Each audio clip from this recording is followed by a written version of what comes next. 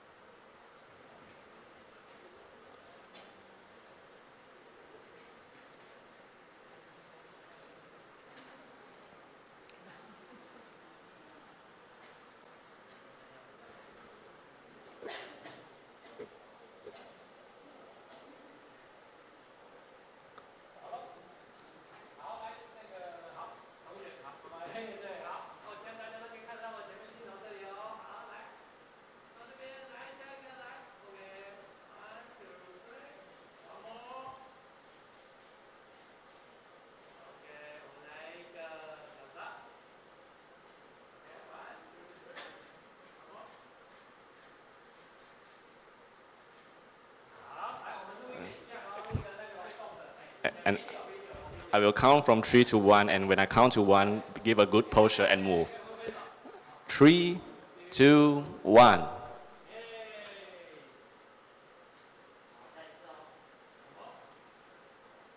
Three, two, one. Thank you.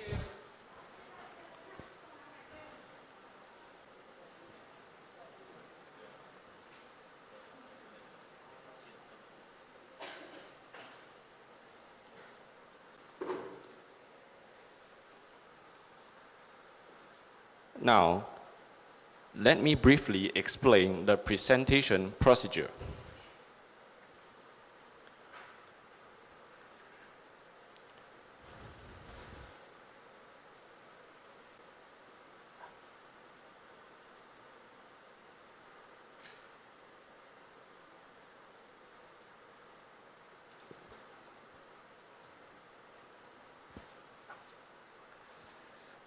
Each team will have a total of 8 minutes. The first part is 3 minutes for a team's presentation. At the 2-minute mark, our staff will hold up a sign that says 1 minute remaining. At the 3-minute mark, you will see a time's up sign. If your presentation exceeds by 30 seconds, a short bell will ring. Please wrap up immediately. After the presentation, there will be a 5-minute Q&A session. When the timer reaches 0, the Q&A session will end. Please note that the judging committee may ask questions in either Chinese or English, but all participants are required to answer in English. Now, we have a team with a strong commitment to solving today's energy challenges. Please welcome Weiwu Soldiers. Their project, titled Sustainable Absorber Design with Liquid Distribution for Direct Carbon Capture, tackles Taiwan's pressing energy issues in the wake of the 2025 non-nuclear homeland policy.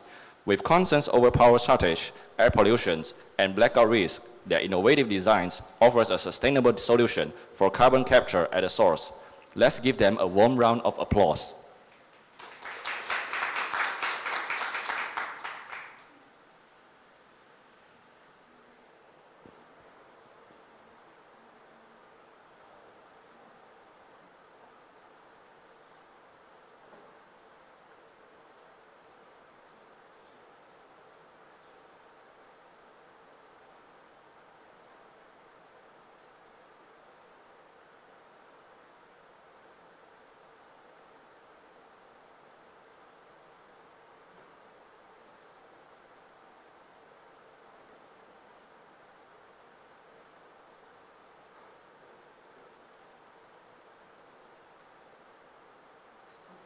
Hello.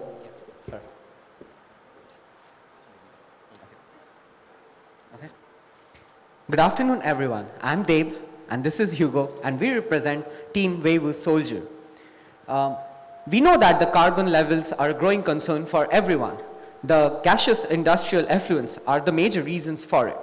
To understand it briefly, let us take the example of an alumina industry as an example.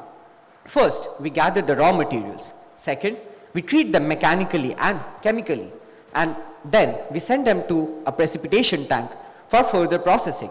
Final step involves calcination, where the final products are prepared. The gaseous effluents are let out through the stacks, and the overall process is powered through a coal power plant. Here we can see that the zone 6 and zone 0 are responsible for majority of the carbon dioxide produced. To deal with industrial gaseous effluents, there are 3 strategies: post, pre, and oxy-combustion. Our study deals with the post-combustion capture using absorbers. In the past, research has focused mainly on column height and packing design. But one of the most neglected study areas are the liquid distributed design, which has shown to affect the mass transfer, pressure difference, and exothermic conditions in the packing. We have used ANSYS simulation software, which works on finite element analysis to model real-time scenarios. Let me explain how it works. First, we design the 3D geometry. Second, we do the meshing, where we divide the whole model into smaller control volumes. In the third step, we give the boundary conditions and other related parameters. And finally, we validate our results using real-time data. This is how our 3D absorber looks like. To have a fair evaluation of all the 3 liquid distributor design, we have kept the physical parameters such as drip point density, wall spacing, inlet area as constant. In meshing, we have used tetrahedral and hexahedral elements. In the brief interest of time, let me explain the most important results. The operating pressure in design 2 was seen higher in the packing area. Compared to design 1 and 3, we can see that design 1 has slightly higher pressure, but it has a benefit which I will be talking in the next slide. And we can see that in the gas absorption efficiency or the CO2 removal rate, design 1 and design 2 has better performance, where design 2, although has better performance, cannot be used as discussed previously because of the high pressure during the operating conditions. In conclusion, we can say that the design 1 is best suited, not to mention that it requires low investment rather than changing the whole absorber, only to change the absorber design. And it is feasible to implement again because we are not changing the absorber, and we prove that even small design changes can have greater impact. Lastly, we can say that not only Taiwan can help, but as a research student in Taiwan, research in Taiwan can help too. Thank you.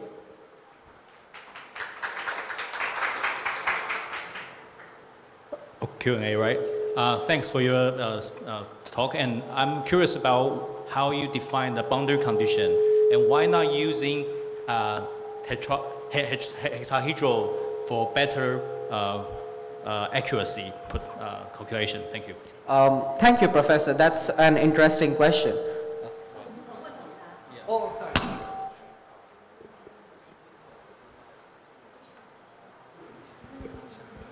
Okay, thanks for your presentation. And you talk about the design tool with a very high pressure. That is not feasible. So that's why you recommended the design 1. And you talk about the cost effect. How did you measure the cost and the effect, whether or not that's reasonable to take that plan? Okay. Thank you so much. Actually, I'm also very interested about your cost and effect because we didn't know how much money you want to cost, so that we can know your contribution to the society. Okay. To answer the first question as to why we have used 2 types of elements, one is tetrahedral and hexahedral, to simply answer that question, the inlet zones, as you can see, the top region, is a complex geometry. Hexahedrals are not suited for qualifying as the mesh standard. So to keep it simple, we have used tetrahedral regions over there, whereas the entire packing regions was hexahedral elements because it was a simple cylinder. In the second question, to answer as to what the cost effect was, that this was an industrial project to our lab, and we had to design an efficient absorber, but they had to keep the cost minimum. So we came up with the idea that rather than changing the whole absorber, if we just change the liquid distributor design, the investment required is minimum. Sorry, I cannot go into the detail as to what was the cost. I'm so sorry. Yeah.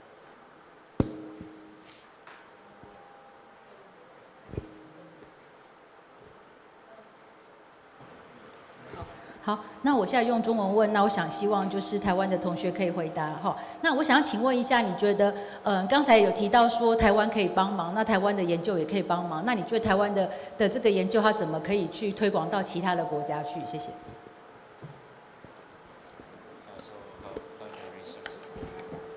To understand this, just to confirm, she means to ask how the research is helpful. Okay. To clarify, is that your question is about how exactly the research can be helped, right? Yeah. So, in this.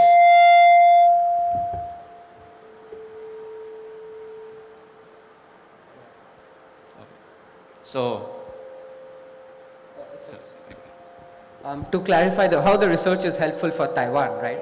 As we know that Taiwan is a developing industry in East Asia, developing nation in East Asia, and industrialization will be a key part for it. So before any industrialization takes place, why not calculate or estimate the carbon emissions through it? And one of the easier way would be to design the absorbers. So in that way, like this could be helpful, that we already have a blueprint to minimize the expenditure required to set up an industry. Yeah. In that way, not only for Taiwan, to be honest, but in general for anywhere in the world. Yeah.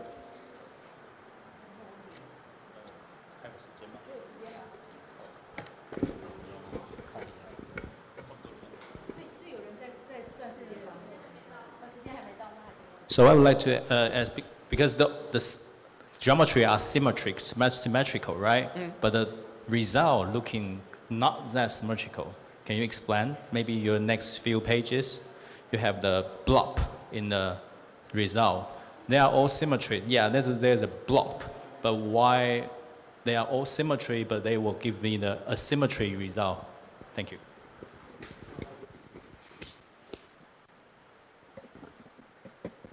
Hello.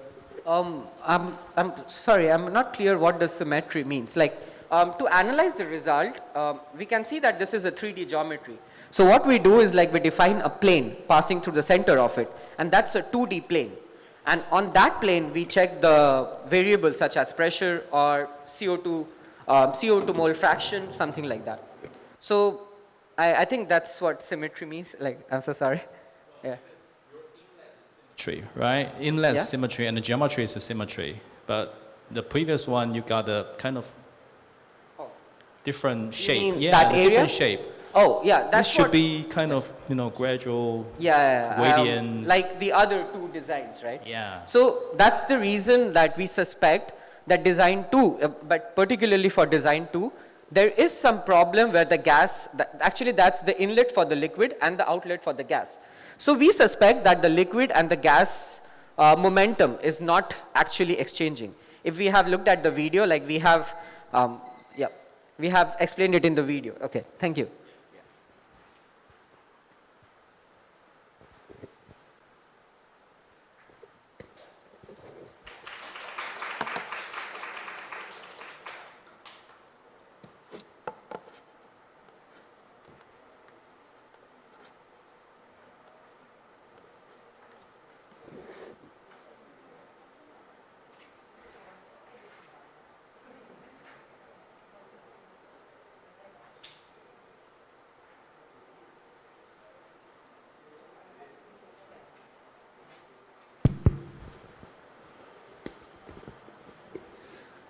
Thank you.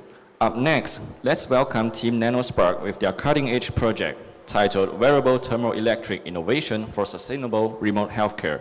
As the telemedicine industry rapidly expands, this team introduces a breakthrough self-powered wearable device that converts body heat into stable electricity using advanced composite materials like PEDOT-PSS and carbon nanotubes. Their innovation not only eliminates the need of frequent charging, but also enhances long-term health monitoring, ushering in a new era of reliable and sustainable remote healthcare. Hello everyone, we are Team NanoSpark, and our project is Wearable Thermoelectric Innovation for Sustainable Remote Healthcare. Today I will introduce our strategy and prototype of our device and show the results and practical assessments. Nowadays, smart healthcare market is expanding rapidly. To drive the medical devices, we develop a thermoelectric generator to harvest body heat and turn it into electricity without any pollution. And we hope it can support the health monitoring system in medical field. This technology is based on feedback effect, which can convert heat into electricity directly. And we improve the thermoelectric performance of our device by simple methods and easily available materials. Furthermore, our technology has been recognized with patents both locally and in the US, which shows our technology has practical value in the world. And our results show how we use simple solution methods to optimize the thermoelectric properties of our materials. Then we will use the best condition to fabricate our device. And after we get the device, we tested it by the common heat source in our daily life, like fingertips and warm cup with warm water and even heat metal surface. And it shows that our device can truly work in our daily life. And finally, we fabricate our device by flexible substrates and heat absorber. Such this design can promise the wearable device suitable for human body. And we can see, when we wear this device on our wrist, it can have output voltage of about 19.7 millivolts, demonstrating its potential in self-powered applications. In conclusion, our device is not only easy to fabricate, but also met with easily available materials and simple methods. And it is in line with SDG goals 3 and 7. We get affordable clean energy and have stable power for long-term health monitoring. Thank you. Thank you. You have a really good thermoelectric material. That's good. But I would like to ask about the flexible flexible film you are going to coating on it, and how will it bear the bending? How will it last? How long will it last? Otherwise, it may break really easily. I just ask about the film substrate. Thank you. In your test, you talk about the temperature and the voltage, their relationship, right? And do you know how high the voltage will be in order to have a very good outcome? Your idea is very creative, but because you're wearable equipment, so do you have any do you think about any, equipment to avoid some dangerous effect, for instance, because you are wearable for long times? So do you have any effect or equipment so that you can avoid any dangers, for instance, like you stop the electricity, or sometimes your voltage is not stable, for instance, like that?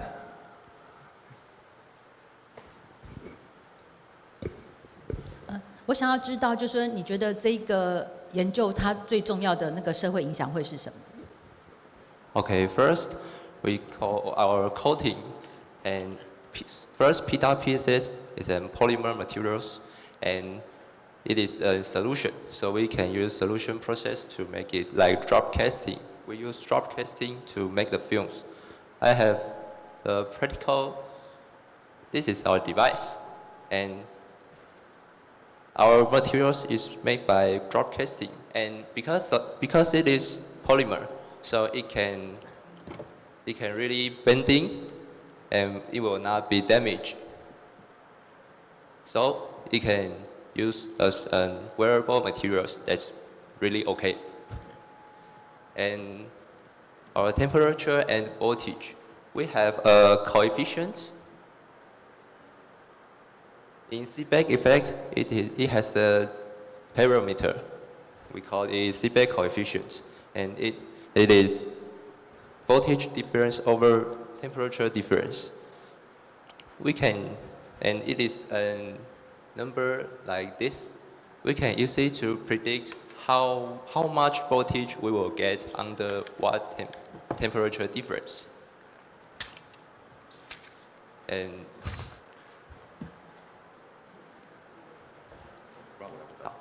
okay, so for the third question, we are regarding the issue of wearing on our body, right? So we have to admit that we still need to improve the compatibility and also the convenience to wear our device. So we will still need to seek for other packaging process in order to wrap all the device up and to make it into a safety, much more safe device to wear. And also we will try to pursue the other cooperation with the medical center to highly improve our device.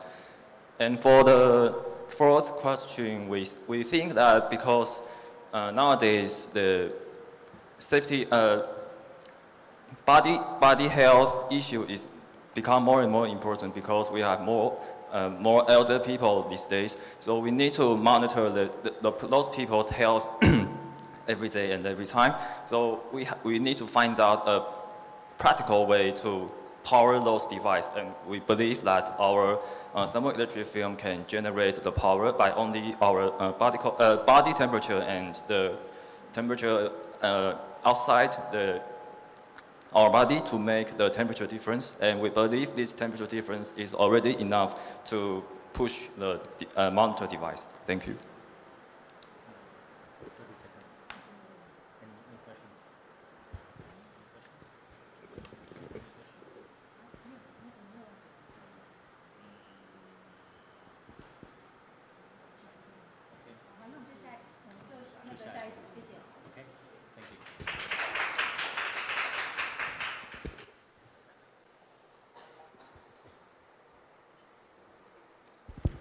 Thank you. Now, let's welcome Team GeoAI, mapping the way to better air with their inspiring project, Smart Navigation Toward a Healthier Future, developing an innovative GeoAI health guidance system. By combining Taiwan's dense air quality monitoring network with advanced GeoAI technology, this system helps users navigate through cleaner roads, minimizing exposure to pollution. Their solution promotes healthier living and supports global goals for health, sustainable cities, and climate action. Good afternoon, everyone. We are GeoAI, mapping the way to better air, and we are Xu Jiawei and Lin Youxun. In reality, navigation systems usually focus on the shortest route. However, with the growing problem of air pollution and heat island effects, we think it's time to provide a more comprehensive and healthier routing system. And our approach is especially suitable for people who walk, people who run, people who bike, and people who are more sensitive to environmental exposure.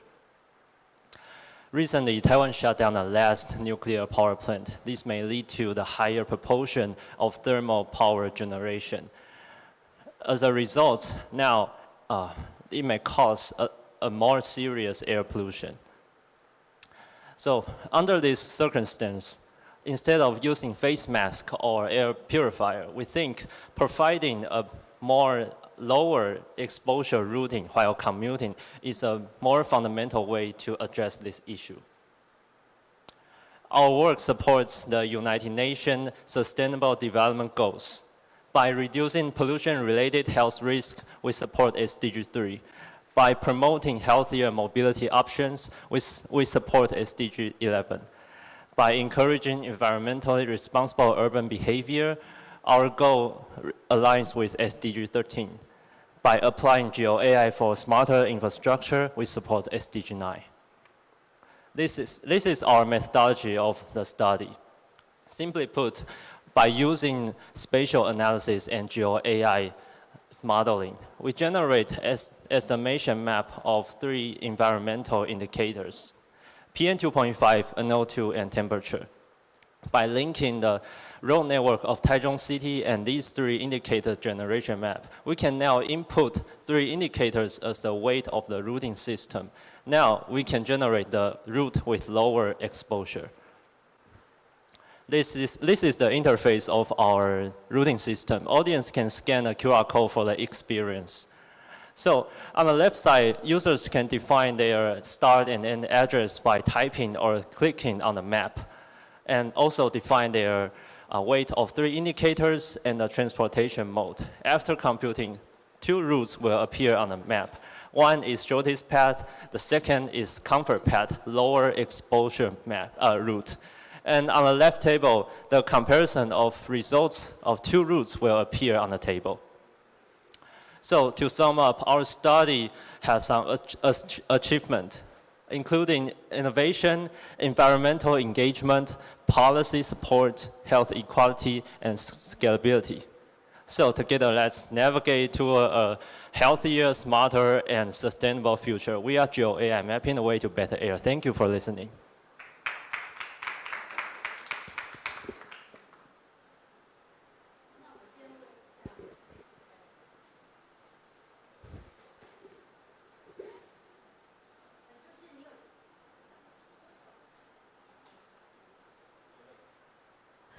你有提到就说，其实这个你也觉得对于所谓的健康平权蛮重要的嘛？那我现在比较好奇，就是说，那你觉得如何去用这个东西，它去形成一个健康的平等呢？因为有可能其实很多人他并不会使用这样的技术，然后也不见得可以拿到这样子的一个讯息。所以你在推动这个部分，你又特别去谈到，就说这件事情它对于所谓的健康平等这件事情，那我就蛮想要知道你怎么去把这个东西做一个比较平等的使用。谢谢。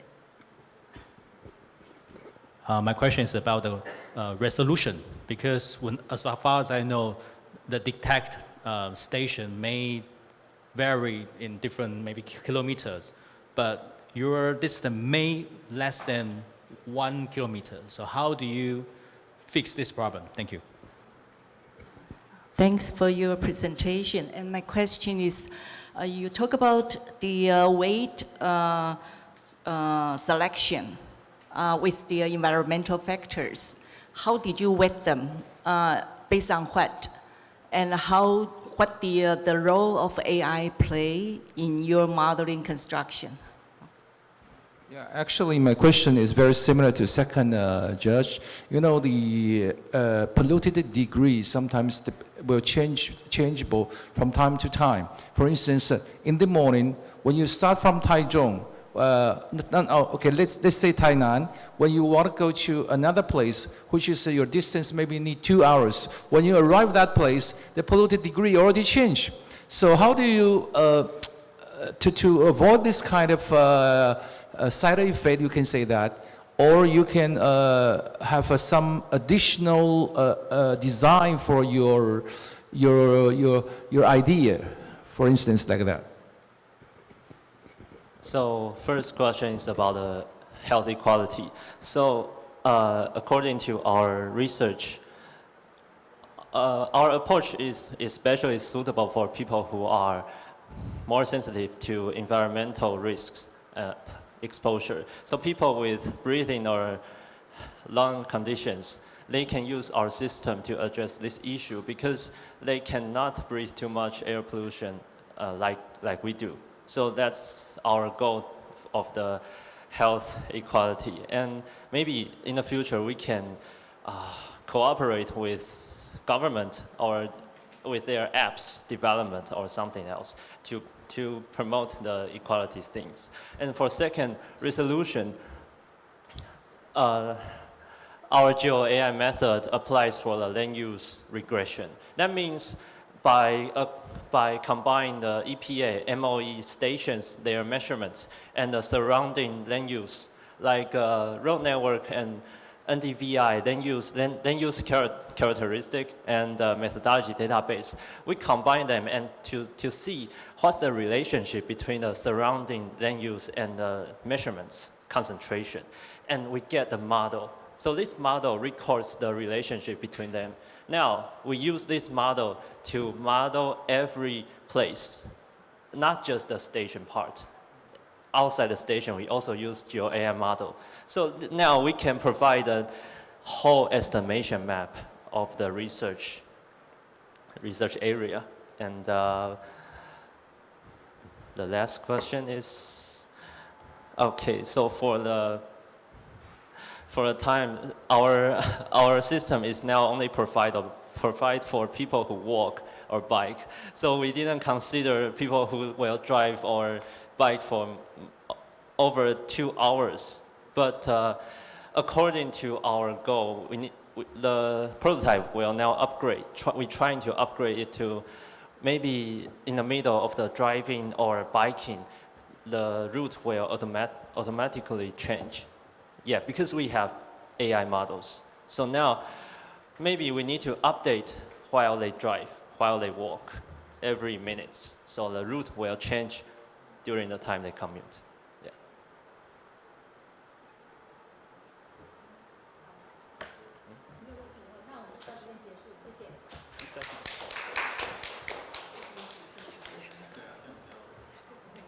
Thank you. Now, please welcome Team Green Innovator with their project, Sustainable Farming with Sorghum Biochar in Taiwan. Addressing the urgent issue of soil salinization in western Taiwan, this team transforms agricultural waste, sorghum stalks, into biochar to restore degraded coastal farmland. Their solution enhances soil health, boosts crop yields, and contributes to carbon sequestration. and climate resilience, a powerful example of sustainable innovation rooted in local resources. Hi everyone, I'm Catherine. Today I want to introduce a technology using agricultural waste to improve the salinized soil in Western Taiwan. Here's my outline. Do you know the farmers in Western Taiwan are facing a serious crisis? Take a look at this picture. This is what soil salinization looks like. And it happened in Yunlin, Taiwan. This land was originally planted with tomato, which helped local farmers to sustain their livelihood. However, after the land was salinized, they found that only half of the tomatoes survived, and a layer of salt appeared. This not only happened in Yunlin. From 2005 to 2020, Taiwan already lost 43,000 hectares of farmland, equivalent to about 1,660 forest parks. So, what is the reason? In Taiwan, people over-extract of groundwater causes land subsidence, leading to seawater intrusion into the soil. Therefore, the farmland fertility decreased significantly. But our research is looking for a way to bring the land back to life using sorghum stalk. A common crop in Taiwan, we turn agricultural waste into a magical and powerful material that is biochar, a black carbon-rich material. Biochar is produced by pyrolyzing the agricultural waste into in a limited oxygen environment. It has several advantages. First, it has porous structure, so it can absorb salt and improve the water retention. Second, it has high cation exchange capacity, so it can reduce the soil stress.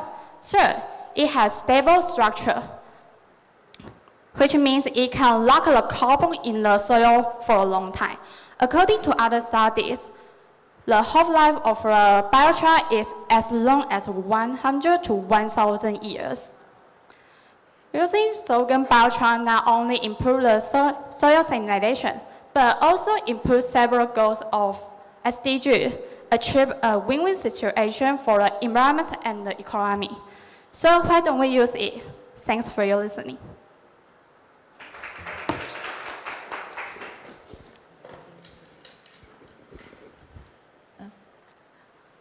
不好意思，我不是非常的了解你最后一页哈，你可以回到最后一页的那个你可以稍微说明一下，就是你的这一个它的贡献为什么会跟这么多的这个 SDGs 的目标相连接嘛？像教育的部分，我就不是非常的了解。这样好，谢谢。Hi, I would like to ask about how many amount of the biochar you are going to use, and then how significantly it can reduce the problem. Just the effectivity. Okay. Okay, thank you for your presentation. I'm wondering if you have done any experiment to, because we didn't see any design of the experiment, and we don't have the statistical figures to show your result. So maybe you could elaborate a little bit. Okay. Catherine, your idea, actually, I'm very admire you, and we know the biochar is very good for the soil. But I'm curious, how could you promote your idea to the farmer? You know, usually the farmer, they more prefer the traditional way, but your idea is very new idea. How could you promote your idea to the farmer? I mean, who likes traditional way to grow the plant or rice like that? Okay, first question, why biochar can promote education? Because biochar is a kind of circular economy, 循环经济, and this can to education farmer what is circular economy. This is linking to SDG 4. And second question is the effect, right? Using biochar can reduce carbon dioxide, and the net emission is less than 0. So it can help to sequester carbon dioxide. And second, carbon dioxide, in recent years, Taiwan announced that the carbon credit is about $2,500 per metric ton. So if farmer use biochar, it can earn the carbon credit and then sell it. So it can earn the money. And the third, using biochar can improve the crop yield. So it can also help the farmer. And the third, actually, biochar is already sold on the market, and it is about 50 NT dollar per kilo. Compared to the chemical fertilizer, it's more cheaper. So it also can help the farmer to reduce the cost. Sorry, third question is. Usually the farmer, they prefer the traditional way, but your idea is new idea. How would you promote your idea to them? How about we put them in some markets, and they will choose the more cheaper one to fertilize their soil. I think compared to expensive one, they will choose the cheaper one. Yeah. What is third question? Oh, data. Okay. Sorry, I'm not sure the data, but actually it can reduce the soil stress about 10% electrical conductivity. Electrical conductivity is related to the salt. And if it shows that the electric conductivity reduced, and it means it can reduce the soil stress. Yeah. And another data is about sequester carbon dioxide. From the biochar LCA, life cycle assessments, biochar, although it can produce some carbon dioxide, but it also sequesters carbon dioxide. So the net emission is less than 0.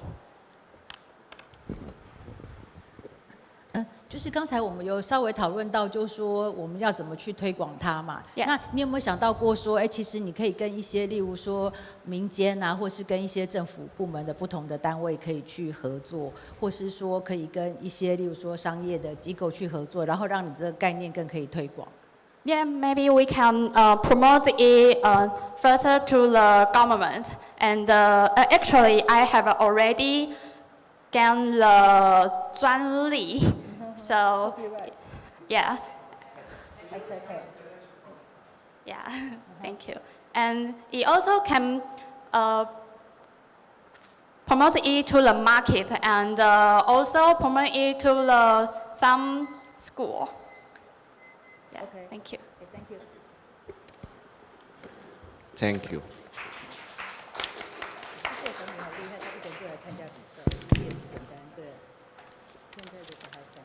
All right. Let's welcome Team Echoes of Formosa with their project titled Make Memories Memorable. Addressing the disconnect between Taiwan's historic sites and their cultural essence, this team proposes integrating heritage locations into the Taiwan Pass platform. By blending transportation, storytelling, and local partnerships, their project supports the Tourism 2025 vision, bringing history to life through immersive, digital, and sustainable travel experiences.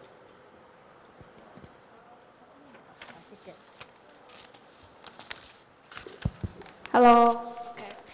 Good afternoon, judges, professors, and fellow contestants. My name is Christine from Echoes of Formosa, and we wanted to start this presentation by a quote from the movie Coco. The real death is that no one in the world remembers you. In the movie, it mentioned there are two deaths for human. The first one is when you're physically dead, and the second one is when you're not remembered by anyone. So you're basically being wiped out from the entire world. And we don't want that to happen to Taiwan. So that's why we have this project called Make Memories Memorable. So, according to legislative yuan, there are around 1,500 historical buildings and monuments in Taiwan, and around 80% of them are being planned, meaning that they're under maintenance, people go there to visit, and around 20% of them are not planned. So these sites with low foot traffic, they have problems such as high maintenance costs, regulatory constraints, and they're often in remote locations. And sites with high foot traffic, they often have problems such as non-historic oriented functions, meaning they have food stands, they have stores that sells product that doesn't relate to the history behind it. And there are lack of cultural interpretation and local connection. So sites with low foot traffic, they have a lack of action, and sites with high foot traffic, they have a loss of authenticity. So the current effort from the government, including Cultural Heritage Preservation Act, Regeneration of Historic Sites, and Old House 2.0, most importantly, they have Taiwan Tourism 2030. They have websites and apps to promote these historical, cultural, and natural sites. However, there are still some sites not being included in Taiwan Tourism 2030. And that's why we wanted to balance out the cultural depth and economic sustainability of these sites. So we pinpoint these different locations, these different historic cultural sites in Taiwan, and we bundle them into cultural routes and then leverage the current websites and app to promote these historical cultural sites. So this is a Fun Pass app from the government. This app already existed, but we updated them, we improved them with a better user interference, and most importantly, for the experience for the foreigners to have this kind of cultural route so that they can plan accordingly in their trips in Taiwan. So the expected outcome is around 30 to 50% of tourism. And for the stakeholders, the government, they can gain tourism revenue and visibility. The local workshops, they can gain exposure and new businesses. And for tourists themselves, they can have seamless access, story-rich experiences, and most importantly, they can have a meaningful takeaways from these historical cultural buildings. So this project aligns with SDGs Goal 8, 11, and 17. Thank you very much for your attention.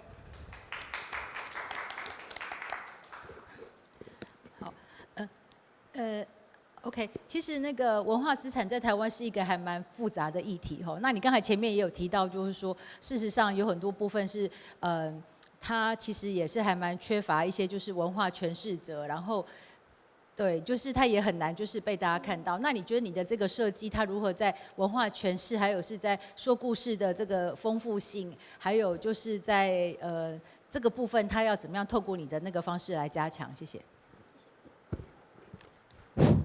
I'm really curious about how do you get the data or the things that normal travel app can provide. How can you get those data which is different from others?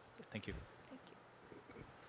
Okay, could you go back to the second last slide? Yeah, no, that the SDG. Yeah, I'm not quite sure how you could achieve the number 11 when you talk about the sustainable cities and the communities in terms of what? Simply just the story or any economic contribution to the society? Yeah, thank you. Well, we know the most popular religion in Taiwan is Taoism or Buddhism, yeah. But for the most foreigners, they're Christian. So how could you explain to them, I mean, about it? This is our tradition or our culture when you introduce to those foreigners. And especially for some Muslim, for instance, they're totally different between, this religion is totally different than Taiwan religion. So do you have any new idea to promote this, tell them this is our tradition and not only the religion, I mean, it's our culture. Okay, thank you. Thank you. We invite Joshua. Okay, hello, my name is Joshua and I'm from Echoes of Formosa. And for the first,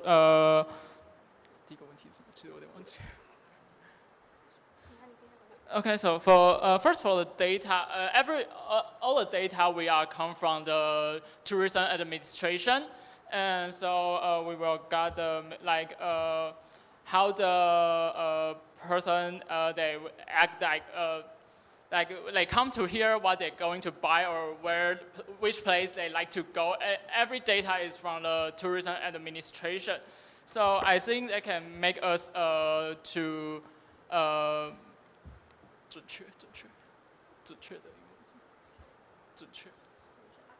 accurate to put our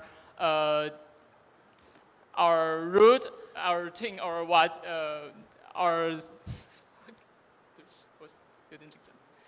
So for the data, they can make then to make accurate to promote our route to them, to the tourists. And for the SDGs, so for the 17, we think like 17.13 is talk about the policy, align with policy, and you can see our this solution will align with the tourism 2050 and like 2030, 2025, and for the like.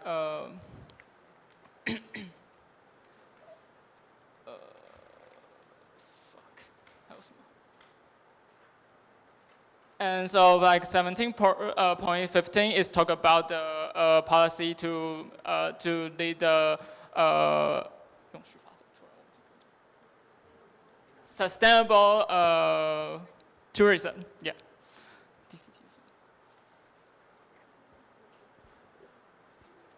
And for the storytelling, for the SDGs Goal 11.4 and the storytelling, we actually have plan to put the stories behind all different sites in the FunPass app. So the tourists, they can find the routes they want, and then they can have the brief introduction on the app so that they can see. And then we also plan, because we have seen a lot of tourist spots, they have QR codes that when you're scanning it, you will have you can see the stories behind them. So aside from seeing it on the app, we also plan to implement these QR codes on the tourist sites so that they can scan and then see the stories behind. And that is why we also say this is why they can have an active reuse and immersive storytelling behind our project.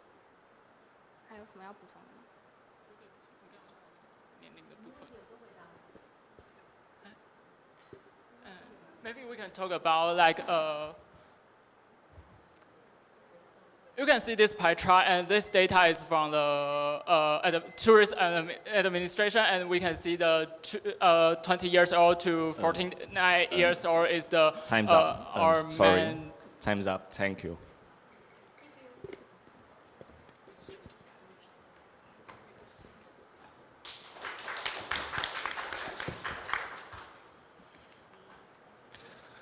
We will now have a 10-minute break. Please note the time and return promptly.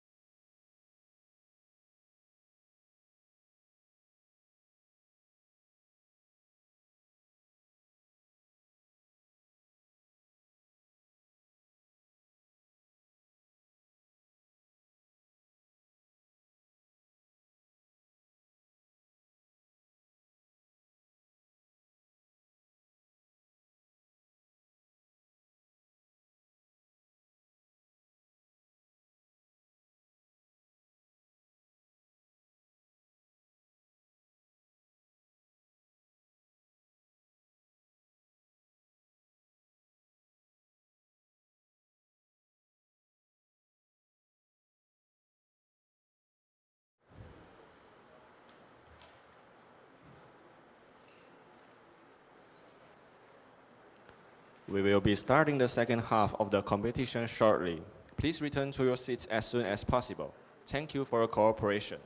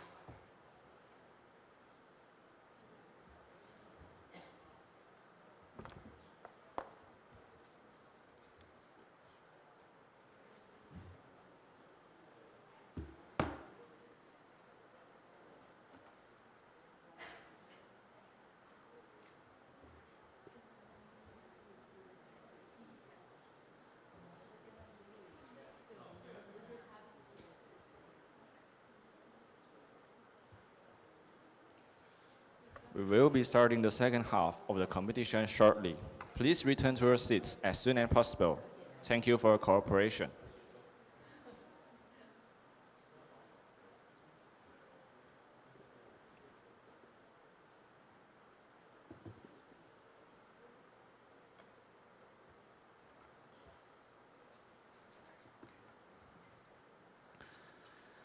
Now presenting Team Rainbow Baby with their compelling project, Nimbai and Pimbai in net zero transition. As Taiwan advances its 2050 net zero goals, energy projects face both resistance and support from local communities.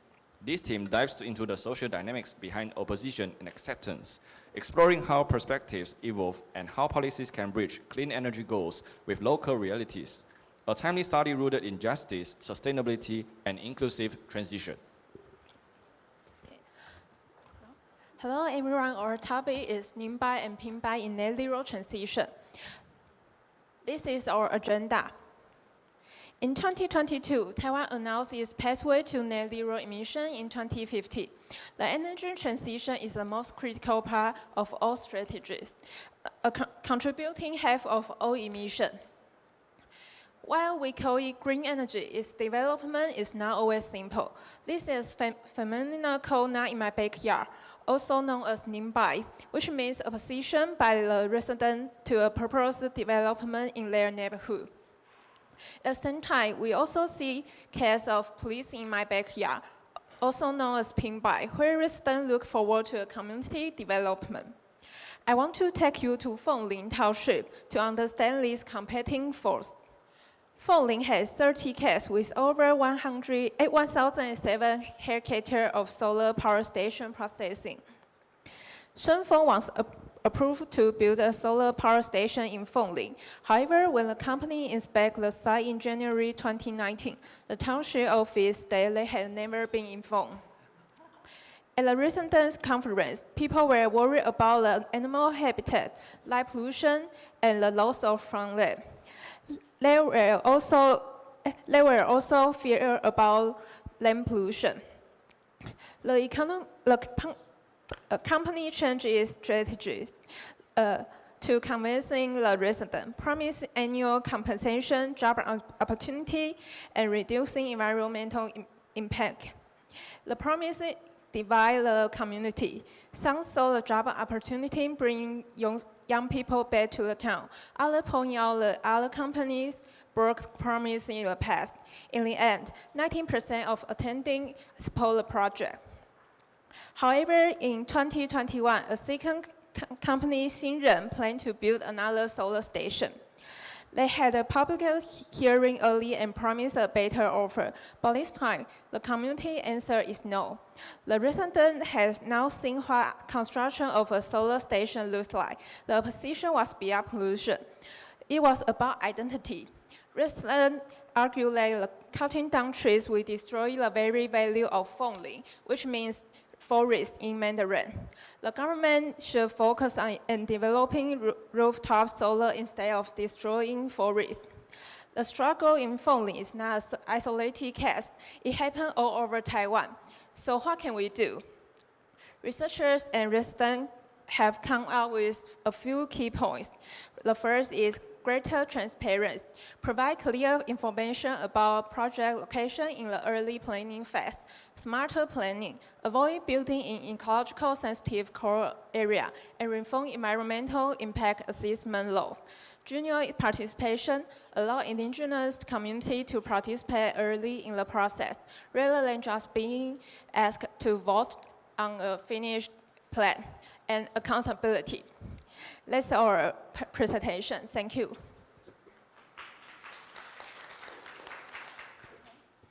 Thank you so much.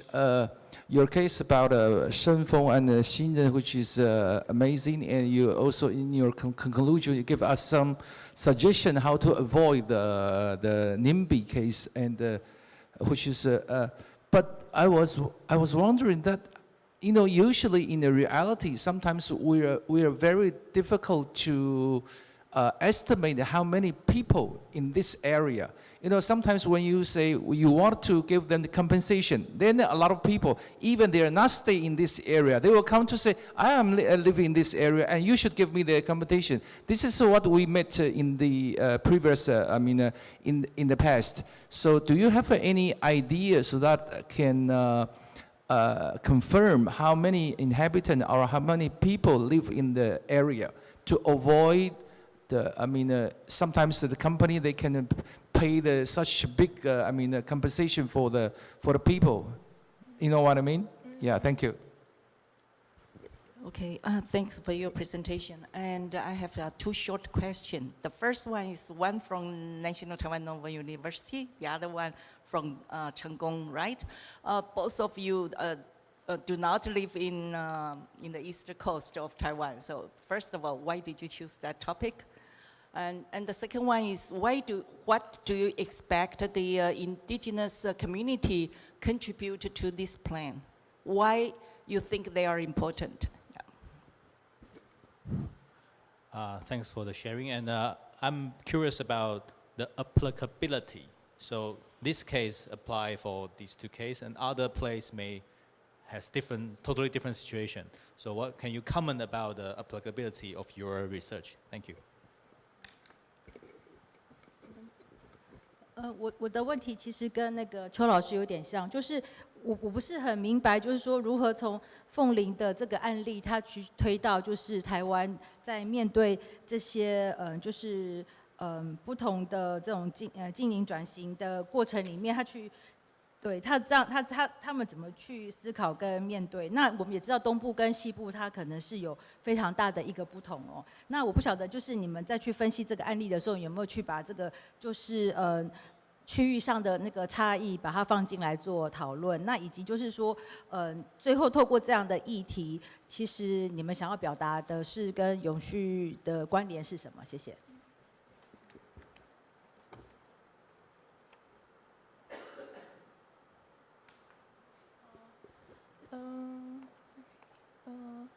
To answer the first question, I think that's a reality we are how to change, it's really a challenging situation we face. Like in a famous case of Liu Qing in Fengling, we know a lot of people move their residence to Liu Qing and want to get more compensation.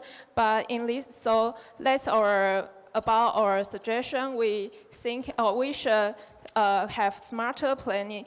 We should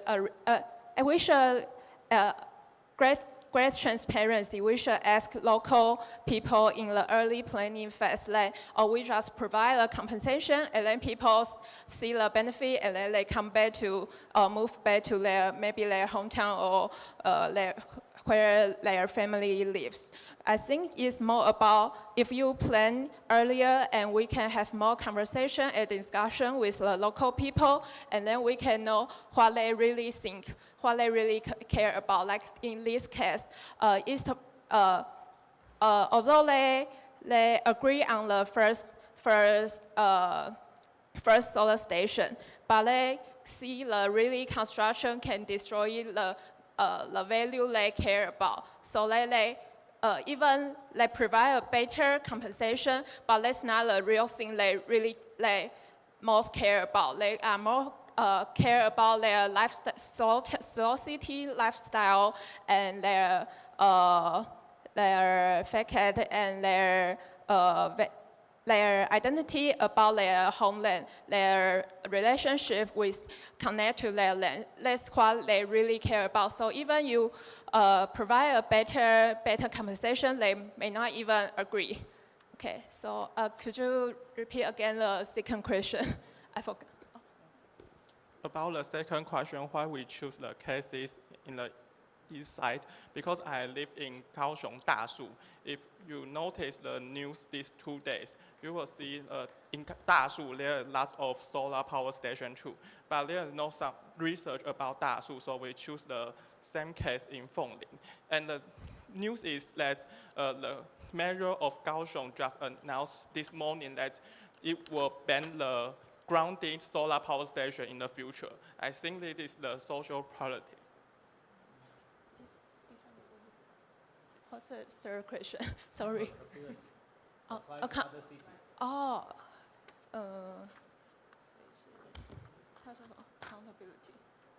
是第三个，第最后一个。So just like because we are both from Kaohsiung, so we care about, we can see this is not an isolated case. It happened all over Taiwan. So we think because we are from different disciplines, he is from Department of Law, so he focused more about environmental impact assist law. So let's we think we can focus on, we can ask the government to focus about the law and apply a strict assessment policy to assist the environmental impact to every different case. All right, time's up. Thank you.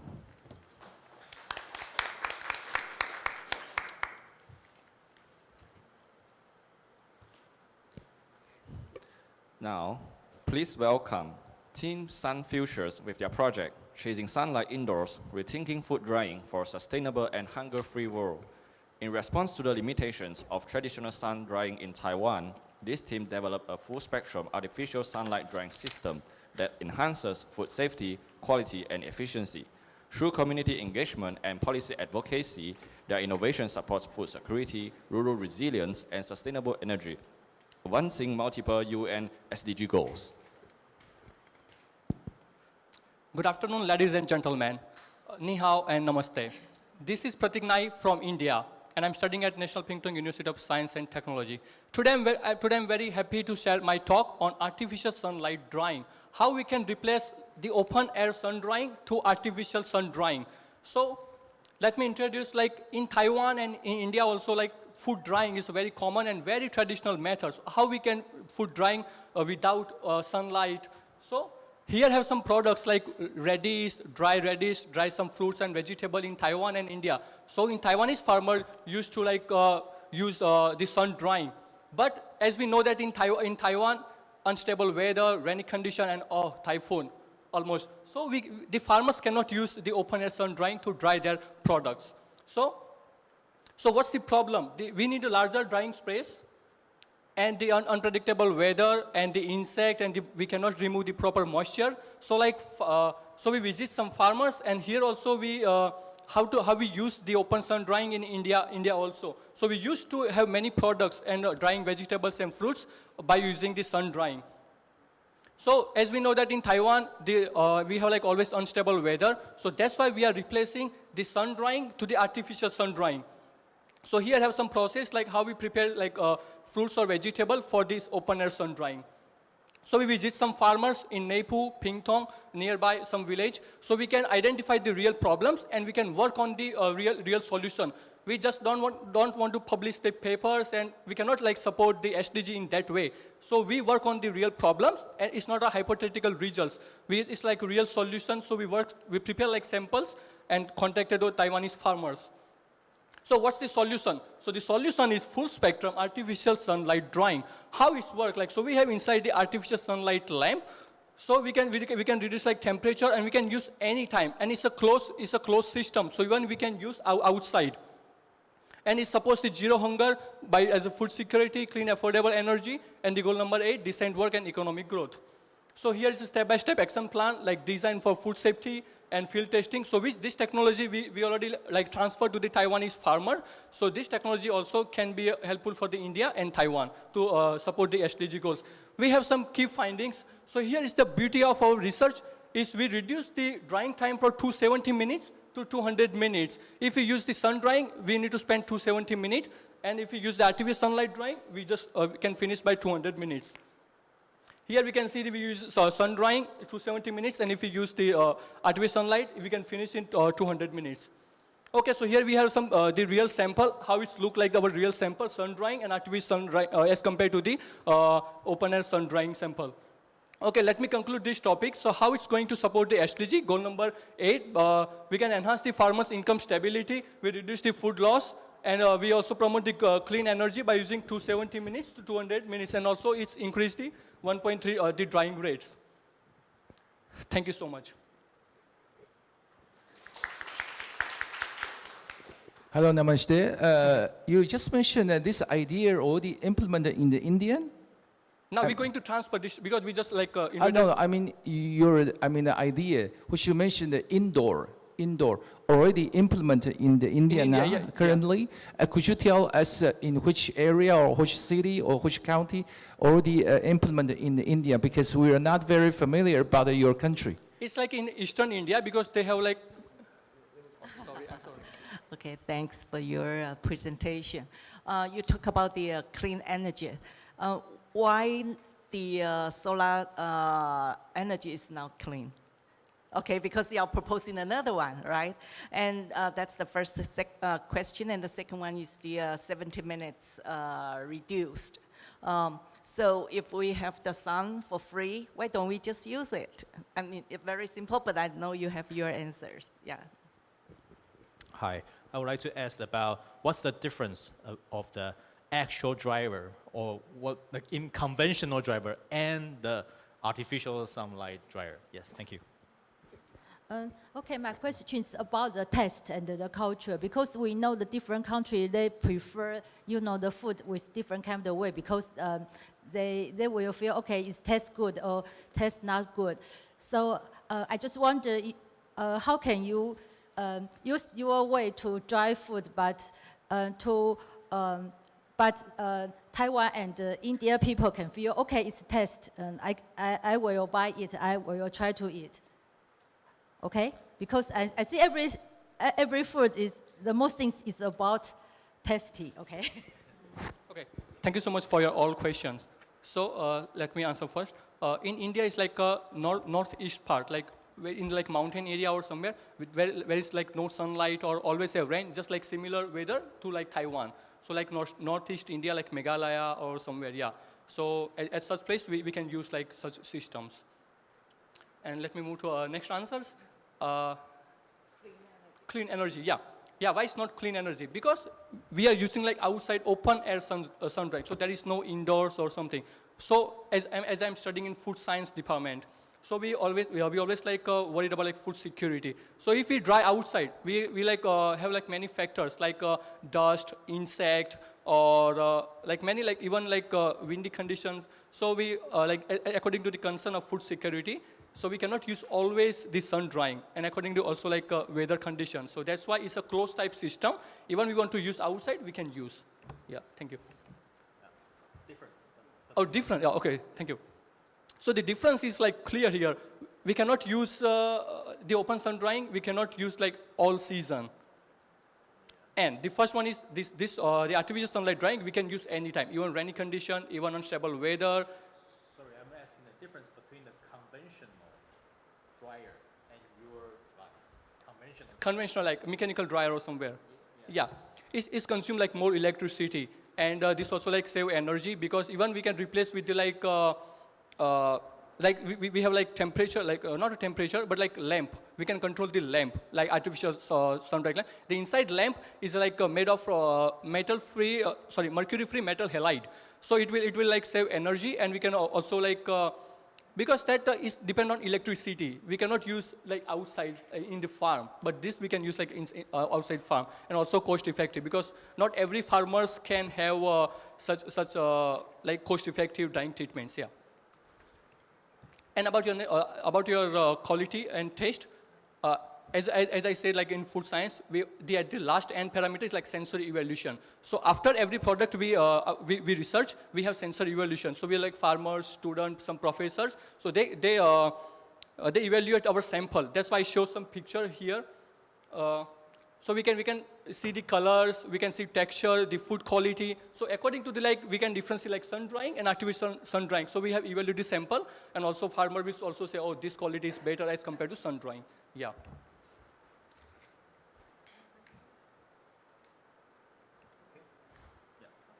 Oh, thank you so much.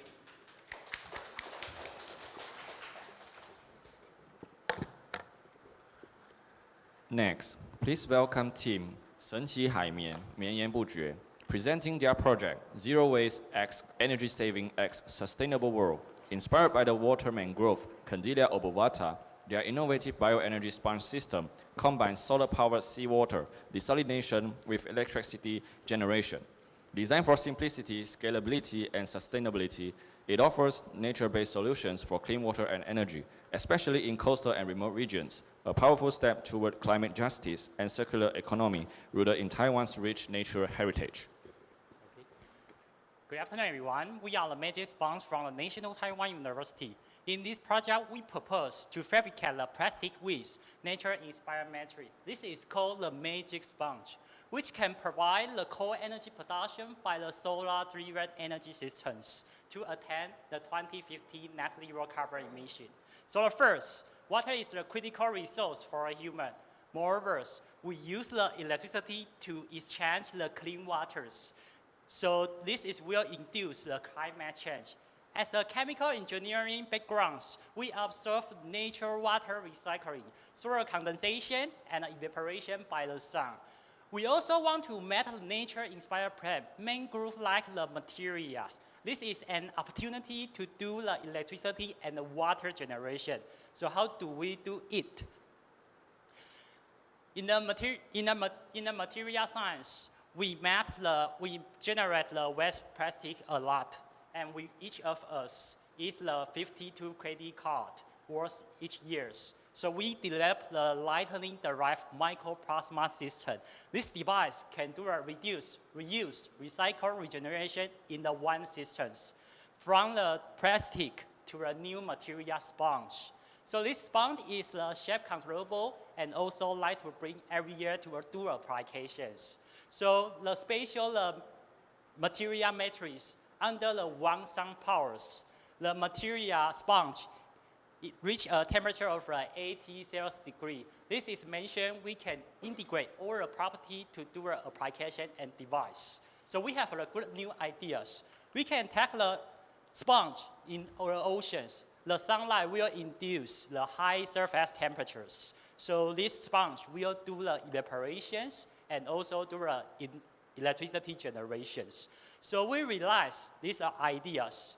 In a nano fishing port, just the 2 credit card areas, we can produce the 120 liter clean water and 5 voltage. So in the social and climate part, this is environmental friendly. Compared with the traditional method, this is decreasing the 100% electricity and also do the 2.5 times clean waters. And this also decrease the 80% the water cost. In the short term, we will cooperation with NTU SDG issues and also cooperate with the MOU system.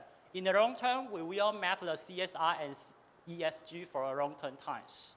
So these magic sponge systems attend a lot of SDG issues. This will combine the market, innovation, and the value to make a better future. Thanks, everyone. Well, I'm so happy today we have an expert in the material science. Later he will ask you a more professional question. But for me, I'm not so professional, so I just wondering, did you just mentioned you make a registration for the Intellectual Property Bureau, yes. To my understand. Okay, did you already sell this technology to put it in the commercial way to sell to the companies, or still keep it in your lab? Okay, thank you. Okay, thanks. When you produce this kind of the electricity, would that change the acidity of the ocean? Yes. The acid would be increased or decreased? 酸性会改变吗？海水的酸性 Yeah, yes. That was my the question, whether or not there is a side effect of this experiment. Okay, thank you. And it sounds really promising and fascinating, but normally, during the experiment, normally we will have a kind of chemical waste. Yes. How about the chemical waste? Is it harmful for, even harmful, more harmful to the environment? Okay. Have you made the test about this? Thank you. Sorry, I have a very simple question. I just wonder if we can control different kind of sponge in ocean, because it seems very difficult to, to manage so many kind of things. So how to operate it? Okay, thank you. So we will answer the first question. So this system is a nature-inspired system. We will have achieved the 3 N items: the nature engineering, nature-inspired, and nature-driven. This is upwards. So the someone committee is asked me, so do we have the long-term plan or the short plan to make this materials? So we have already operation list in the academic and industry corporations. And right now we have do with the TSMC to do the clean waters. So in the Hsinchu and the Nanyang factories. So the next question is the acid condition and any other side effect. So because this is a publications, so we have tried the different condition about the salt, about the acid and base solution conditions. So this also can operate it. And this will decrease the very small effect to the different conditions. So we can see this is a real sample to do in a Nanyang fishing port. The before is some sand, and after this is the purification waters. So we have some data from the list. We have applied in the Nanyang and Pacific Oceans. After the water quality is up to the WHO drinking waters. So this is mentioned, we can use this machine and this device, material, can do a very clean waters to do a different application, including the semiconductor, including the drinking water, and including the phones. So we have already tried one test from the 9 a.m. to the 6 p.m. So this is the powerful data. So we have a right to achieve the patent and any award. So we have already compared with the other water technology. So the common is a reverse osmosis. And we can see the 4 kinds of the technology, we can achieve the lower water cost total. So this can achieve to the life and anywhere. And the last question, like how to operate our list system. Like it's really easily and simply to operate it because we only need to like prepare. In our lab, we prepare the beaker and to put the water, the solid water inside and just flow the sponge because it's sponge, so you can float it on the water and directly to under the sunlight, and it will start the reaction. And then we can get the purification water.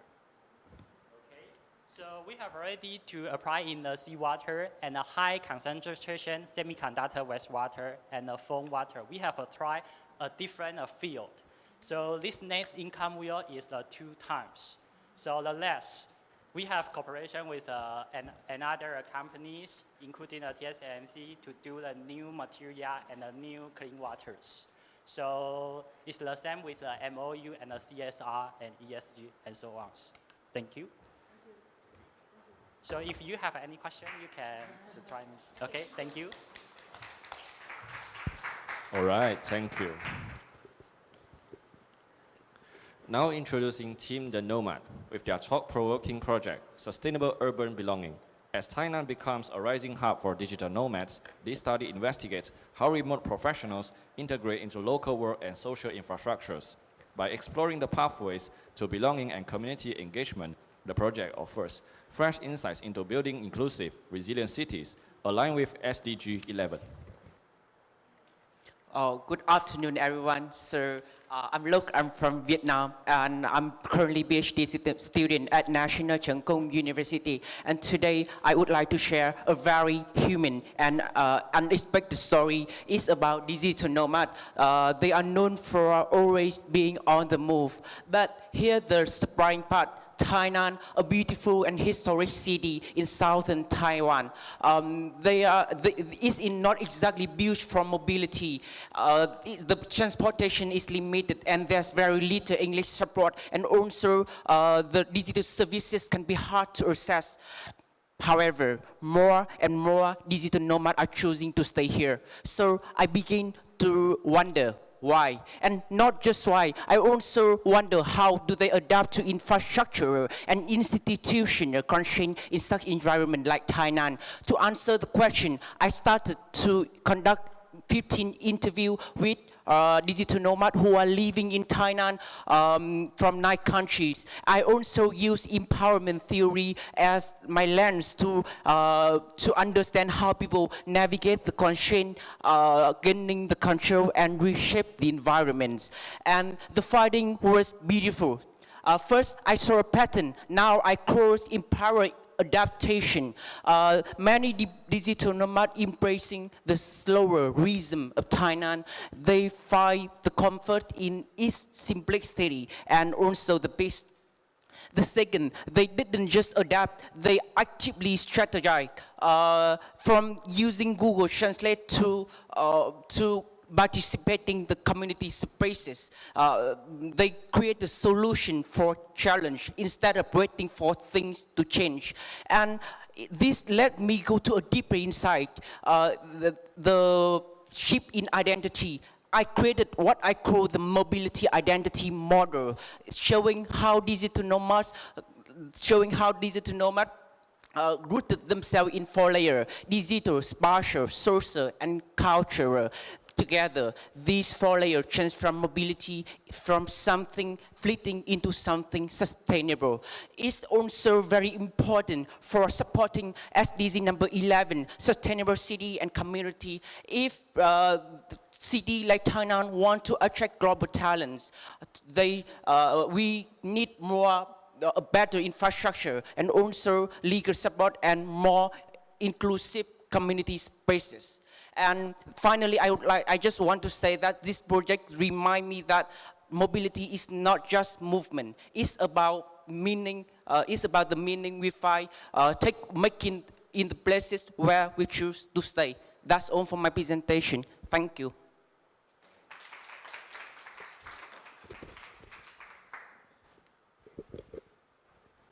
Thank you so much for your presentation. Actually, I have seen your video more than twice, maybe 3rd or 4th times. And But if I'm not wrong, I remember your video just only show one person, which is come from France, if I'm not wrong. So could you share with us some another foreigners, his individual experience, which is different than another, so that we can learn and understand their feeling? Thank you so much. Okay. Thanks for your presentation. And my question is, what kind of characteristics do you want a city to have in order to have a high mobility? Any characteristics of the sustainable cities you want that city to have in order to have a high mobility? My question is really similar to the first judge. He's asking about different foreigners, right? Different international nomad. And my question is different cities. Any research about other cities? Yeah, thank you.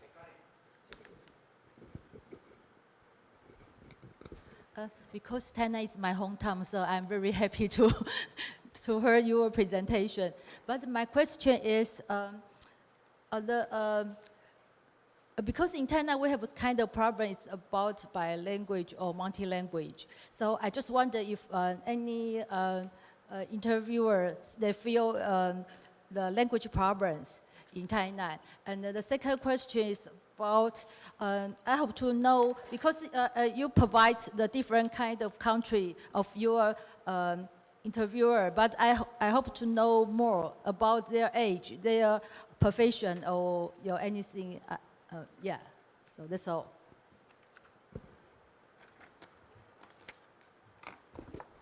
Okay, so thank you for all the questions.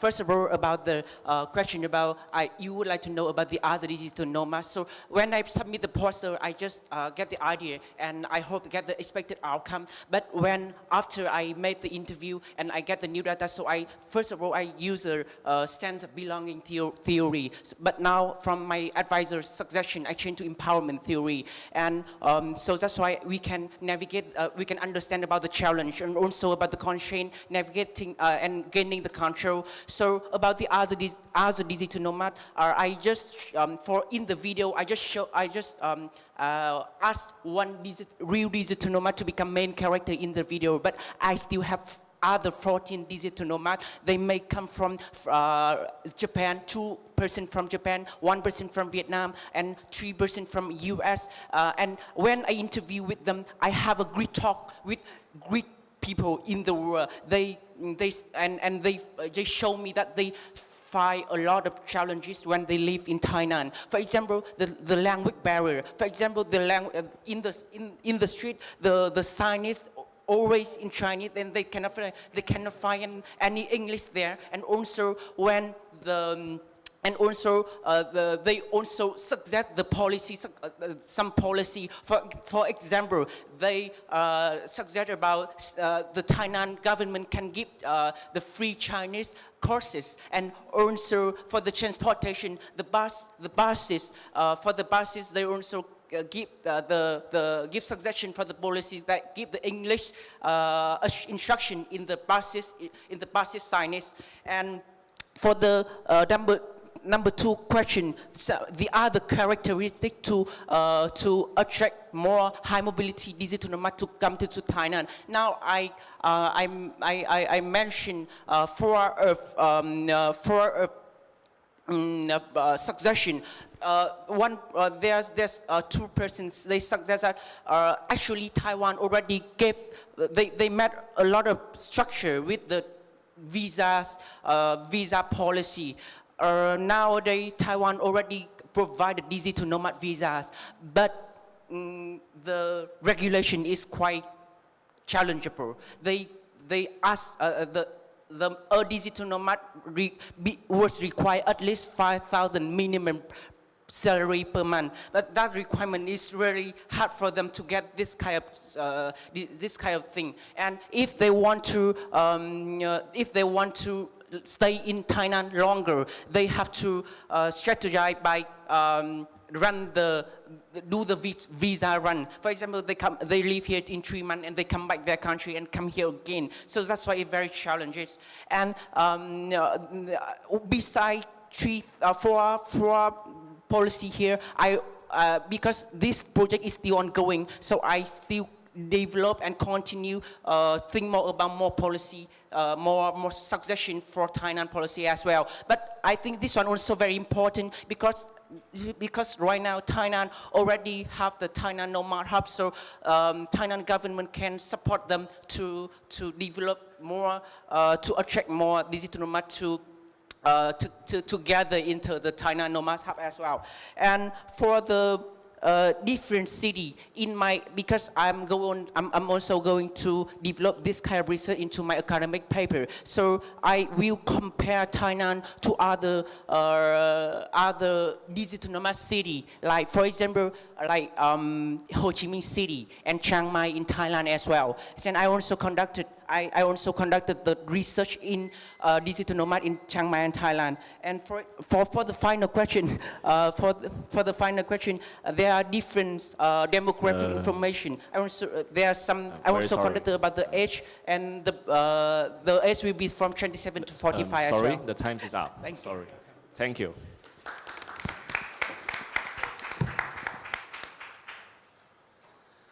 All right.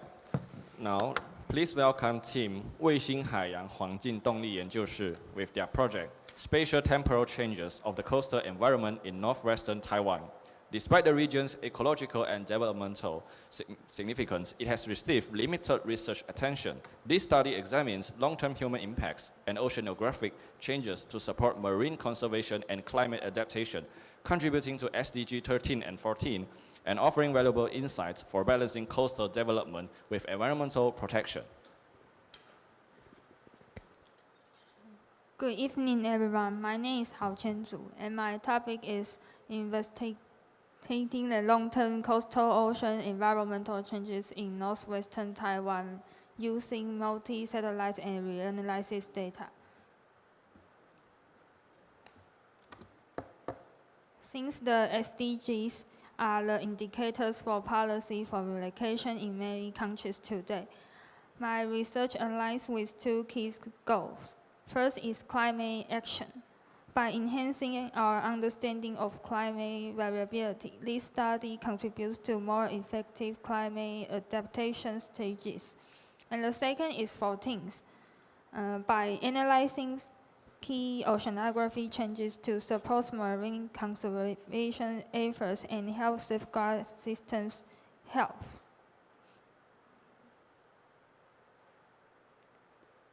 So my research areas focus on the northwestern Taiwan, and is surrounded by numerous marine protected areas established to safeguard fragile and ecologically valuable environments. These areas are particularly vulnerable but easily affected by climate change.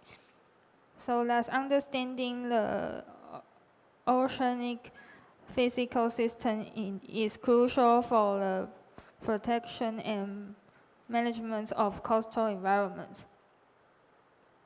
And my research focuses on the coastal area of northwestern Taiwan, covering approximately 95 kilometers of coastline and extending 40 kilometers offshore. The study area is divided to the grids, each measuring approximately 8.8 kilometers. And this is my research expected results. And my research combined ocean physical reanalyzed data with optical satellite data and biochemical products. By using long-term and average and trend analysis and the climate mode classification to reveal the spatial temporal variability. And this is my conclusions.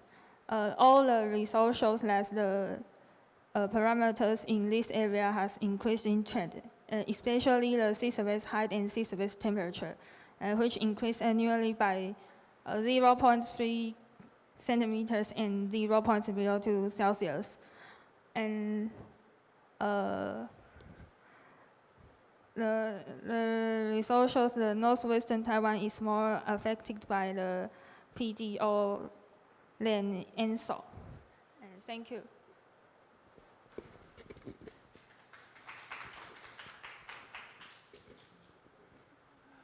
Thank you so much. I was wondering, your study or your research is affected by some storm or typhoon like that? I mean, a very severe climate change every year, or because you just say long terms, but sometimes, you know, sometimes a typhoon or earthquake in Taiwan, some of the year, it's suddenly change a lot. So do you have calculate or I mean, put it in your research, like some variable of your research? Thank you. Okay, thanks for your presentation. And my question is, how did you collect the data from the ocean? Did your research team rent a boat or whatsoever? Just let me know how the data was collected. Okay, thank you for your presentation. And then you kind of report the trend during all these years. So is that because you report something and report the problems, and can you give us a solid suggestion how to solve this problem or make it better? Yeah, thank you. Okay, I also hope to know how to use your research funding to maybe policy of climate change or something like that. Thank you. Okay, for the first questions, I just used the PDO and ENSO, and I haven't used the something about earthquake, how to say, the spatial event, yeah. And for the second questions, my data is from satellite data, and all of them are from the Copernicus and NASA. And for the third question, because my research just do a detour, so I haven't think about how to solve the problem yet, because I haven't think about the policies. And, I forget. Okay, so do you use your funding to any kind of policy? No, because no, not yet. Yeah, not yet. It's not enough. Thank okay, you. I hope to know how about your background. How do you study for your undergraduate? And I'm my major in geography. Geography. Yes. Okay. So you feel interesting about ocean. That's right. Not really. Oh. Not really.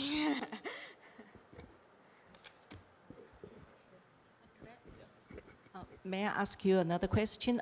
Did you see any acidity, 酸性, differs from the north to the south, according to your data set?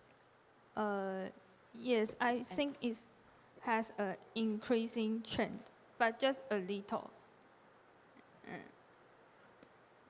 Did you do any statistical analysis to see whether or not it reaches a significant level?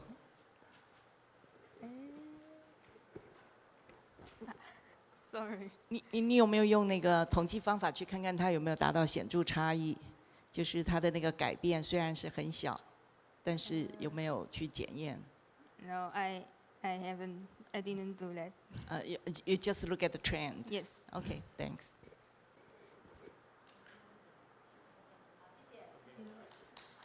All right, thanks.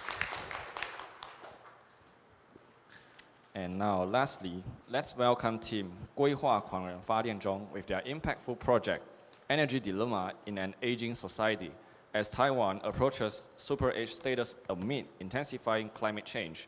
This team highlights the vulnerability of elderly populations in energy planning. By creating a risk map of electricity user for seniors in Tainan, their work supports targeted policy, promotes energy equity, and contributes to sustainable, age-friendly communities, advancing SDG 3, 7, 10, 11, and 13. Okay, Okay, so hi everyone, and my name is Shen Yishen, and today I want to share the topic with energy dilemma in an aging society. So why I want to discuss this topic is because, as you can see, in 1993, Taiwan have become an aging society, and in next year, we probably will become a super age society. So that means we need to create a better life for and pay more attention on the elderly. And another big issue is about climate change. So in Taiwan, we commit to achieve net zero emission by 2050. So the energy transition will be a big issue we need to solve. So from the two issues that a new topic occurs, that is the uncertain trends in the residential electricity demand in aging society.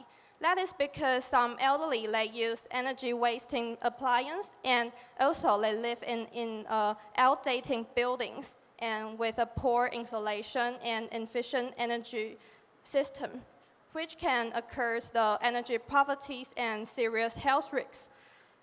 So as Taiwan age, are we ready to power the lives of our elderly and to create a safe, fair and sustainable future for them? So first, we need to prioritize where we need to focus on. So we collect some data from like building age or population and the living condition and economies, and we combine these indicators and create a risk map. And you can see that on the right side, the results show that in Zuozhen, Danei, and Longqi is the risky area in Tainan. So this means we need to pay more attention on this kind of area. So what can we do? And in short term, we can focus on energy saving, and in long term, we need to create more energy generation and storage or some smart energy management. And this kind of this method can be used on apply on the phases on special and policy.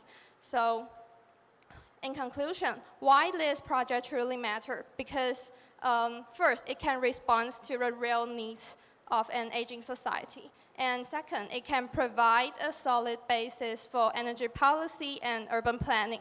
And third, it can support the implementation of a net zero lifestyle. And last but not least, it can achieve 5 SDGs goals, and we can create a healthier and fair and sustainable future for the elderly. Thank you. Thank you so much. I have one question. You know, in your data, you just make some study in different county in the Tainan. But you know, usually when we say this area, for instance, like this area, we say the proportion of the population is age 65 and above. But sometimes it's not. I mean, it's not very accurate. I mean, some places nursing home in some area, and sometimes in another area. I mean, maybe you should more accurate for the more accurate and for the some very special, we say the county or like that, because Zuozhen is very big area. I mean, it's very big area. This is not very accurate if you say the consumption of the electricity. Secondly, usually, you know, the people, or we don't like our neighbor is nursing house, for instance, because the land will be, the value of land will be depreciation. So sometimes they will change to another place. So I think this idea is very good, but we still have to think some social factors to think about to adjust our policy. Not only the big area like Zuozhen district. This is too big. What do you think about that? Okay, thanks for your presentation. My question is, now you just look at the age above 65 or beyond, right? But nowadays, people live much longer, and they might start having the special needs at age 80 instead of 65.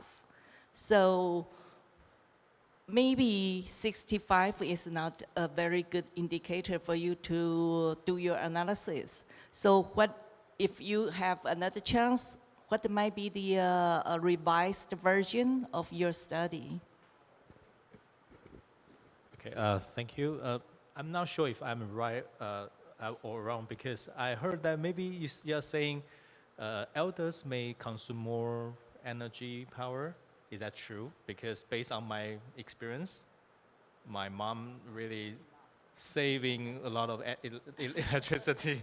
They just turn off the air condition all the time. So is that always true? That have you made such survey on the aged elders? Thank you. My question is, because you mentioned about energy poverty, I just wonder if you have any kind of, find any kind of phenomena about energy poverty in Tainan. Thank you. So the first question is about the accuracy. And because the population, proportion, I use the population age 65 and I mean that the proportion is not the area, the geography area. Yeah, it's the proportion, 65 and old population of that district. So yeah, this is the first question. And the indicator, why I just use this 4 indicator, and because from the literature reviews that there are not many literature on elderly electricity consumption about the social indicator. So I just use these 4 indicators. And the second question is about the people now live longer, but that is because the data I just can collect from the government is the range is 65. So maybe when the government they change their data, I can renew my research. Yeah, and the third question is about if elderly use more energy. And I want to explain that I don't mean that elderly use more energy. It's because another issue is about I want to solve the energy poverty and serious health risk problem in because energy they maybe live in a poor insulation, and this will lead them to have a serious health risk. So not just I want to solve they waste more energy, and I want to also they can afford their electricity bills. So yeah, this is the third question, and I forget. My question is, can you provide some example about energy poverty in Tainan? Or any kind of special cases in Tainan? I don't,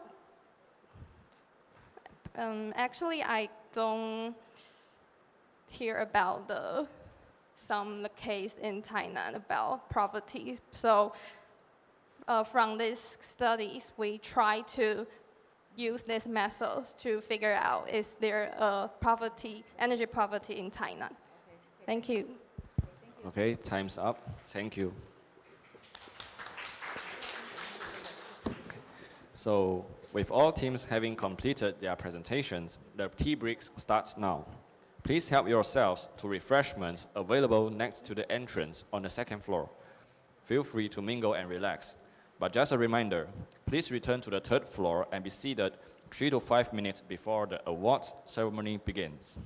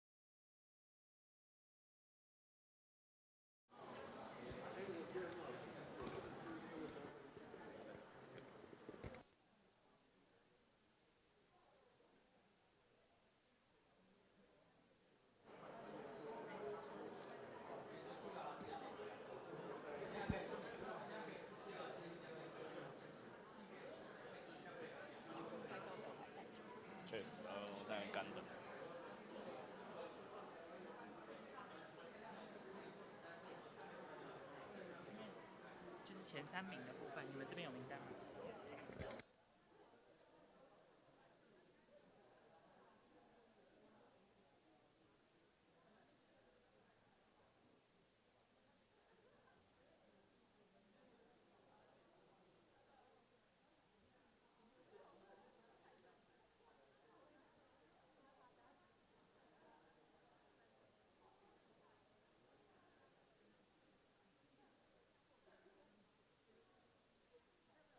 Ladies and gentlemen, once again, thank you all for your participation today. We will now begin the award ceremony. Let's congratulate all the winners and announce the results now. First, we are having the Outstanding Social Impact Award. For the graduate group, the award goes to Team 神奇海绵延绵不绝. Please come to the stage. And for the undergraduate group, the award goes to Team 小小医学生. Please come to the stage. We will invite our distinguished guest, 黄继荣副执行长 to present the awards.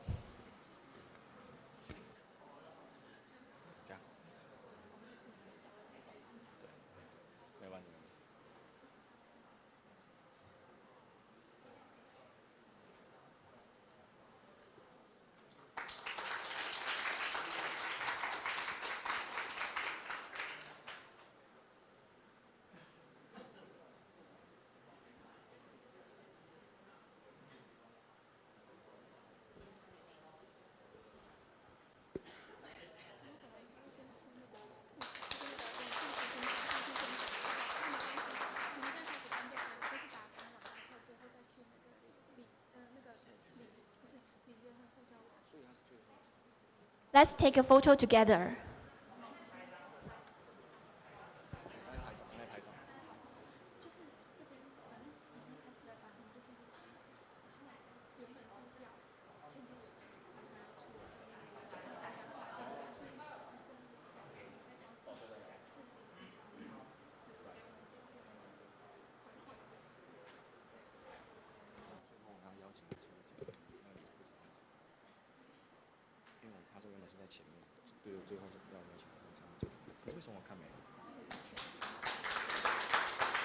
Thanks to the 黄继荣副执行长 and all the awards. Then we are having the Online Popularity Award. In the undergraduate group, the award goes to Team 优宣征战 and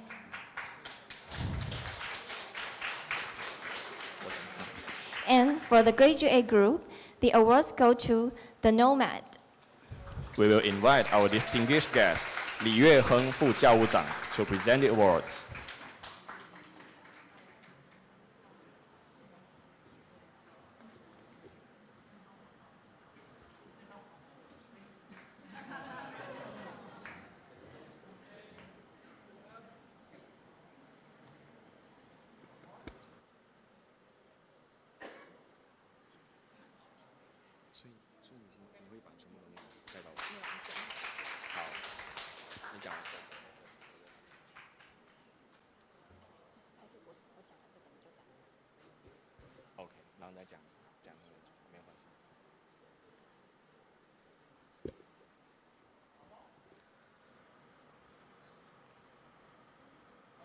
All right. Thanks.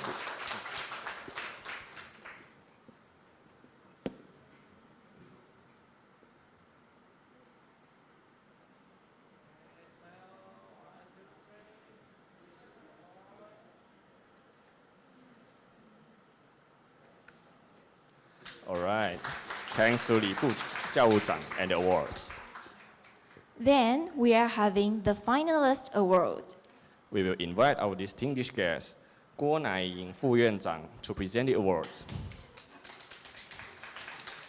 For the graduate group, the awards goes to 卫星海洋环境动力研究室 and Team Waywood Soldiers, Team Echoes of Formosa, and Team The Nomad, and Team Sun Futures.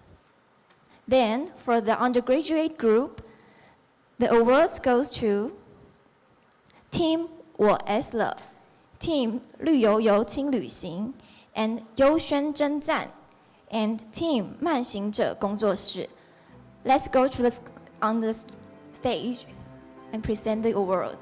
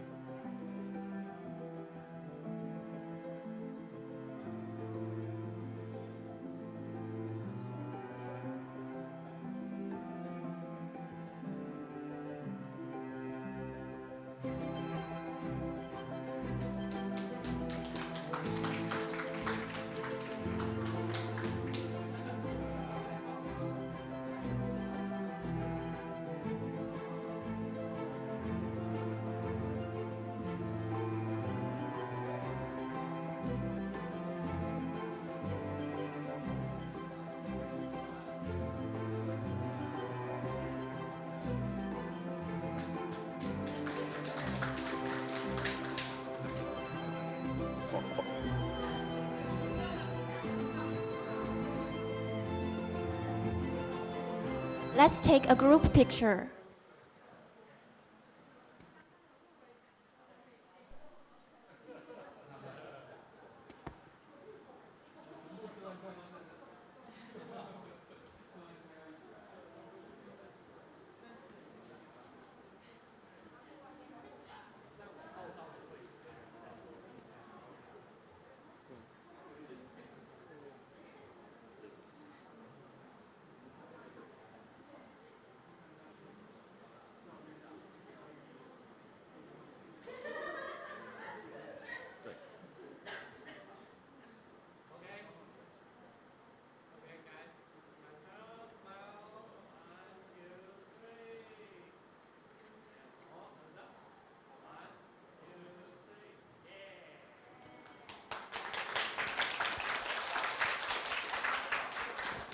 Thanks to 郭乃莹副院长 and all the awards.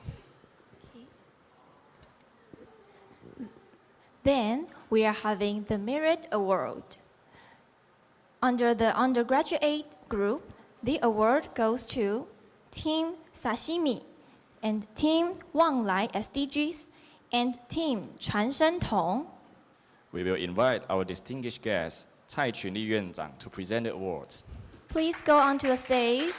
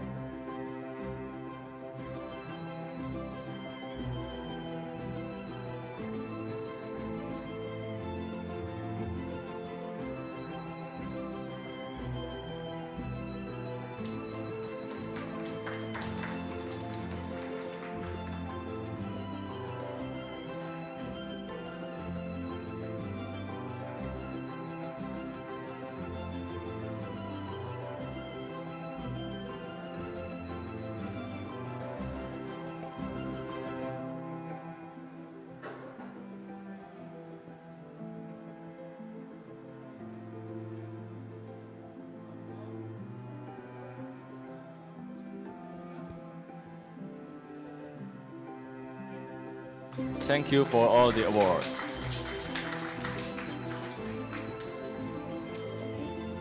Then the Merit Award for the graduate students goes to Team 规划狂人发电中 and Team Green Innovator and Team Rainbow Baby.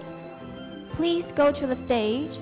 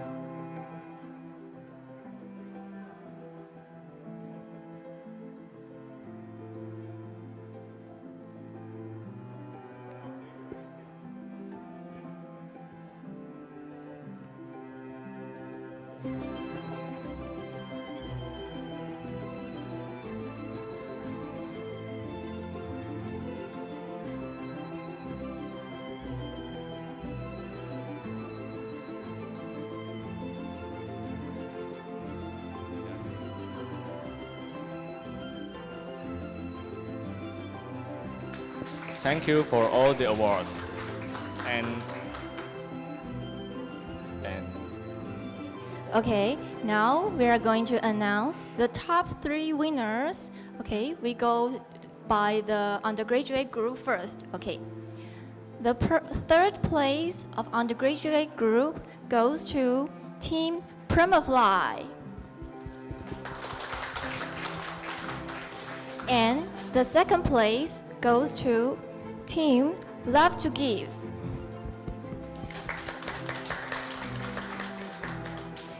And the first place go to Team 小小医学生. Welcome to the stage.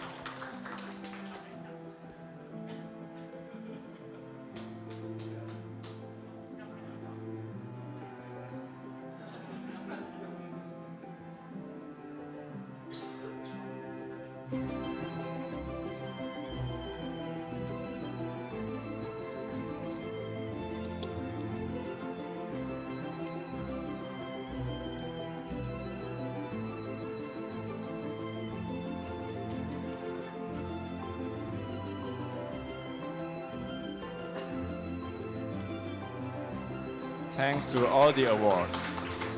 And we will now invite Cai Qunli 副院长 to remain on the stage to present the following awards.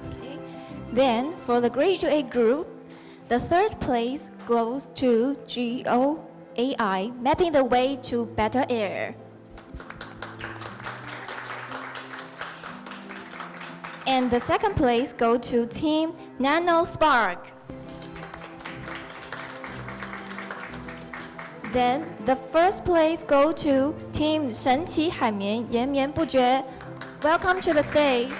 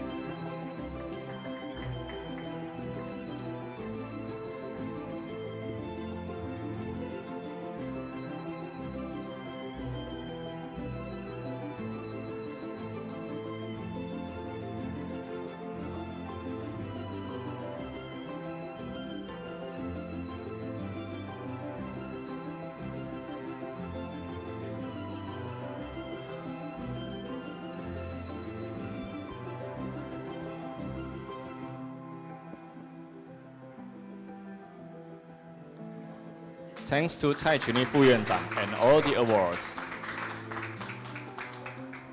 Lastly, we now invite 李月亨副院长 to help us to give us speech.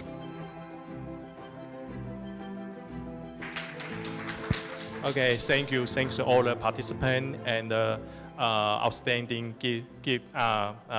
judge to join this competition.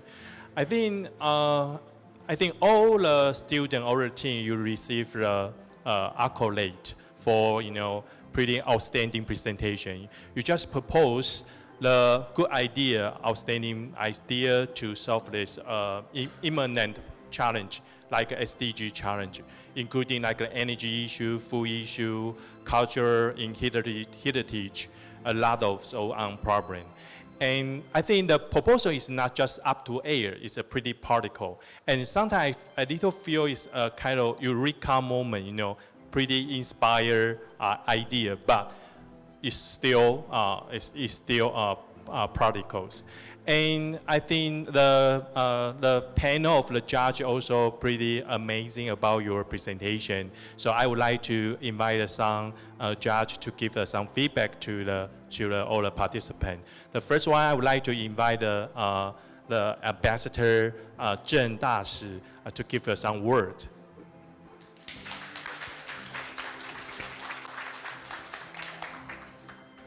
Well, ladies and gentlemen, it is my really great honor to have this chance to be here. And first of all, I would like to thank you, the National Chen Gong University and all staff who organized this great event, which is encourage all the participants, all the students to join this great event. This event is not only encourage students to create some great idea, but also give them a good opportunity to know the different colleagues, different students from different university. I sincerely hope that all the students you are satisfied because, and let us see the all students, their topic which they are focused on. All the topic is related, all the related sustainable development. That's mean our young generation already know the sustainable development, which is vital important for our society. So I will say for the judge, we are very, very difficult to make decision because actually all of you, their performance is excellent. We make very, very hard decision. Finally, we choose some of them, but I will say everybody did great job. And finally, I would say, let us keep forward to work on the sustainable development, and let us have a great world and a great home. And thank you so much. Okay, thanks the ambassador give us some comment. Truly, I feel your argument is pretty cogent and pretty categorical. And even the presentation is pretty articulate. So I also would like to invite the Dr. Lin to give from the E3 and give some comments. Yeah, thank you for everyone. It's my honor to be here, to be the judge here. I think it's very good to know all of you, but as I mentioned, it's very hard to make a judge because I think everybody made a good pitch.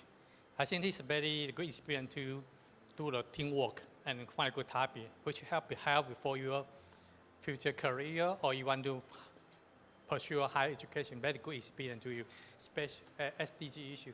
I think it's quite good. Even the E3 also doing the SDG and sustainable issue. I think it's good to learn the good experience. So maybe in future you can have the project and experience good for your career.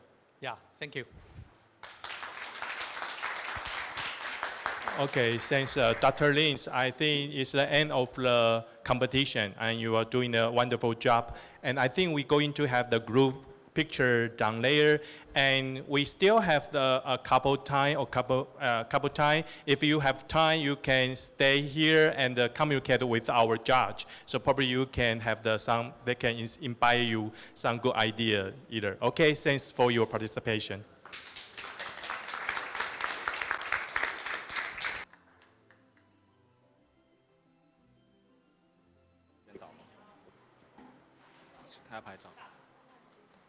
We now invite all participants, judges, and distinguished guests to remain in their seats for a group photo.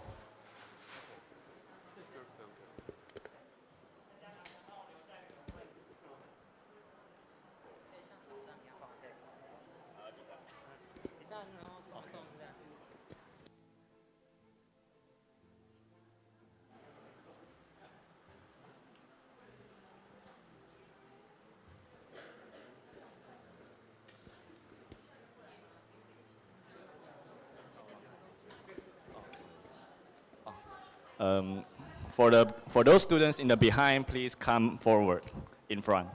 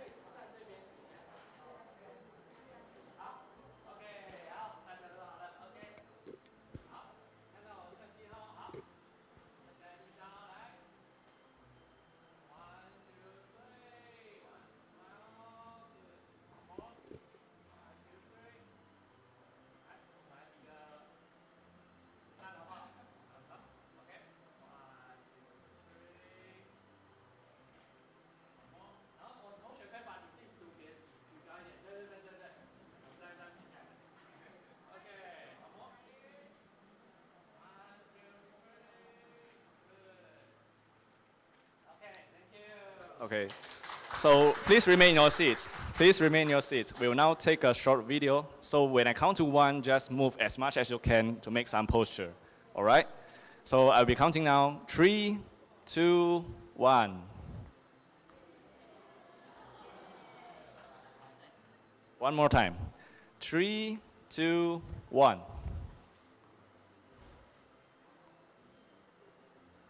Thank you.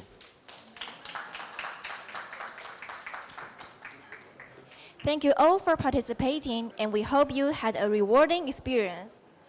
Before leaving, here are some important reminders for all participants. Please go to the registration on the second floor to discuss the prize allocation, and check your email in the coming days for information about prize collection. If needed, feel free to take your poster with you. Don't forget to pick up the thank you card for your advisor at the second floor registration desk. And lastly,